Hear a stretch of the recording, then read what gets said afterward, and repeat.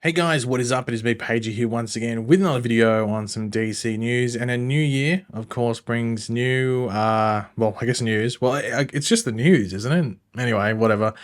Too early in the year to get into those brain busters. But while I think January, for the most part, will be updates on stuff with Supergirl and Lanterns in particular, as those are the projects getting into production around this time. I don't know if like we've got a date for Lanterns, but Supergirl's meant to start like within the week or something.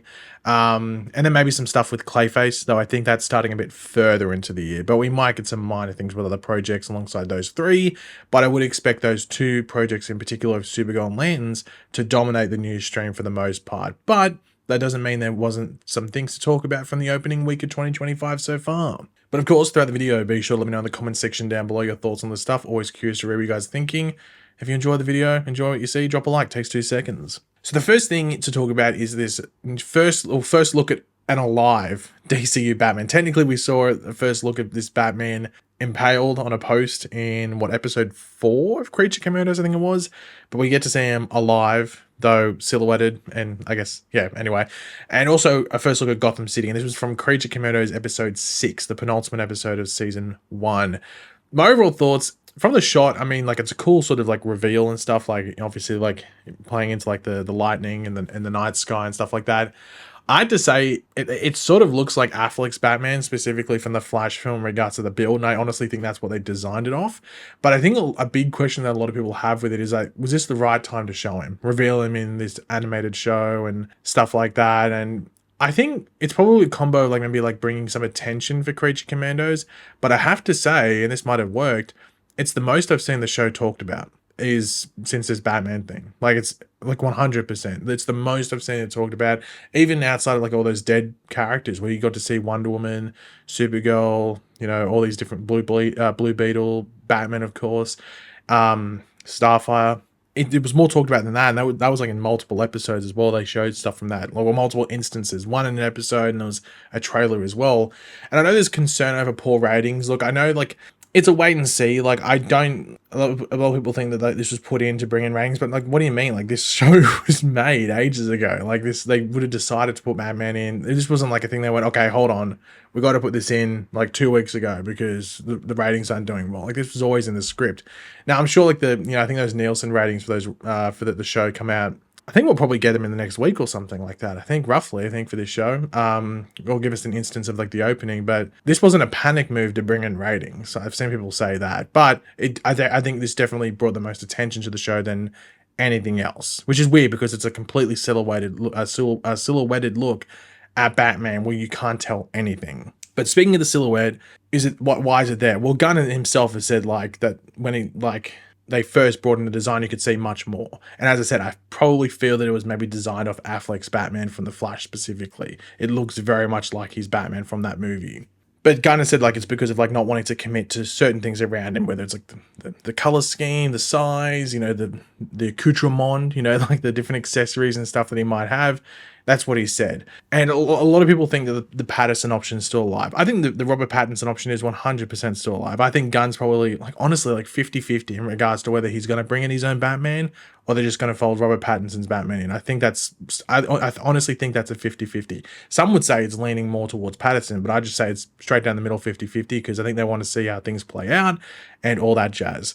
But that's a wait and see. And I think keeping Batman a silhouette is a smart decision. But I think at the same time, I don't think you needed to show him.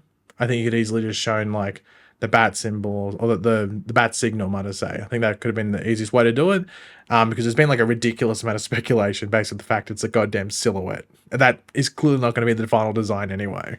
In regards to Gotham City's like look, it's obviously very green, but it looks a lot like the DCEU Gotham when we did see it.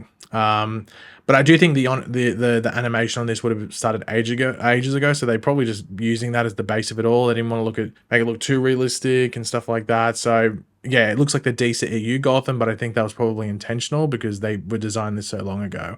But once again, it's like a little part of Gotham, so you can't really take too much of it, can you? Now, Gunn did tease World's Finest. like a Batman Superman sort of crossover thing. Is this an actual possibility? Yeah, it's probably what Gunn wants to direct and write the most in this DCU. He's said that apparently Batman is his favorite character, which I was like, why are you doing Superman first? But anyway, that's his favorite character, which I thought was a bit boring. I'm like, ugh, when someone says Batman is a favorite character, I'm like, okay, whatever. But yeah, I'm not surprised that he's teasing world's finest, because he probably wants to do a Batman and Superman movie that's actually them working together for most of it, not like Batman v Superman, which is more like a moral conflict and other storylines playing off in that. So he probably wants to do like a very comic booky, they come together, fight a common cause, all that jazz. So I'm not surprised by that. And that might be like the whole thing of like battling for Batman with the Matt Reeves stuff, but that's a conflict on its own, and that's something that we're going to have to just wait and watch over the next 2 years roughly and see how all of that plays out. But speaking of Superman, apparently Superman is number one. Superman is apparently the number one most anticipated movie of 2025, according to IMDb users. You can see the list here. We have Superman number one, 28 years later, might I say, number two. Fantastic Four First Steps at number 3, How to Train Your Dragon at number 4, and Thunderbolts at number 5. I'll just do the top 5, won't read out the rest. You know, it is surprising to see Fantastic Four at number 3, seeing it doesn't have a trailer or any proper advertising material. I'm shocked it's that high, but this is why it was very, V-E-R-Y, very, if not insanely very smart for Superman to release their trailer before Christmas. No one really is going to promote until Super Bowl from this point forward for movies around the same period, like that summer movie period. So Jurassic World, obviously Superman itself, Fantastic Four, even like How to Train Your Dragon, anything like June, July, no one's going to promote until the Super Bowl. And Superman could also release more around that same time as well. Whether they have a Super Bowl ad is another question, because it costs a lot and they might think it's not worth it. But at least at the moment, they're a step ahead. They got their trailer out like a week and a half, 2 weeks before Christmas. And now they have all that time until Super Bowl, which is first Sunday in February. Now, the question, is it really the number one most anticipated movie? Of course, this is skewed. The trailer coming out late swings things probably inaccurately towards Superman, because it's talked about, people looking up the actors, they add stuff to the IMDb page because of stuff that the trailer confirms. But hey, it's probably not accurate, but as a DC fan, you will take it. I'm going to take it. You'll take it. I'm sure once Jurassic World, Fantastic Four, and even like some other movies and stuff, or around that period, start promoting more, that list probably changes. But hey, bask in it for now, I guess, and just pretend it will stay that way. Maybe it's a bit delusional, but we'll do that. And hopefully that stays the same with the box office as well. But even if you just quickly look at that most anticipated thing, I mean, the fact that Snow White is in 7 and like it's being heavily predicted that movie is going to bomb incredibly hard, and people are just, I don't think many people are talking about it in a positive way.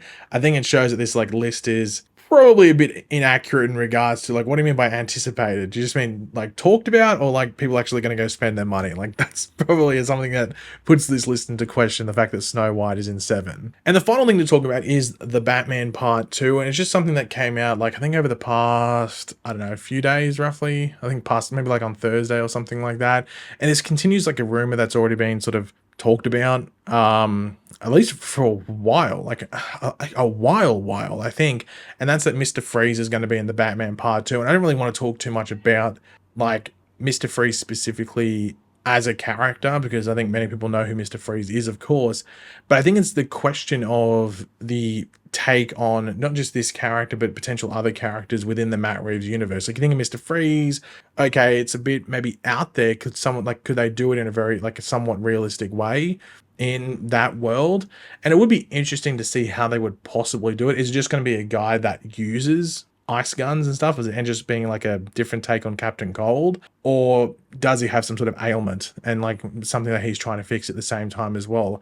It's an interesting thing to think about, because then I think it opens up that world and stuff. And there's also people wondering about whether there should be like mini series or like, you know, like how he had the Penguin, shows like that, but for all the Rogues characters. So they might do a Catwoman show, they might do a Riddler show, they'll do a Joker show, they'll do a Mr. Freeze show and things like that. And that might be a way to explore these characters in a bigger way and put more focus on them. And then they're just sort of like these side characters specifically within the Batman universe, or like the Batman main movies.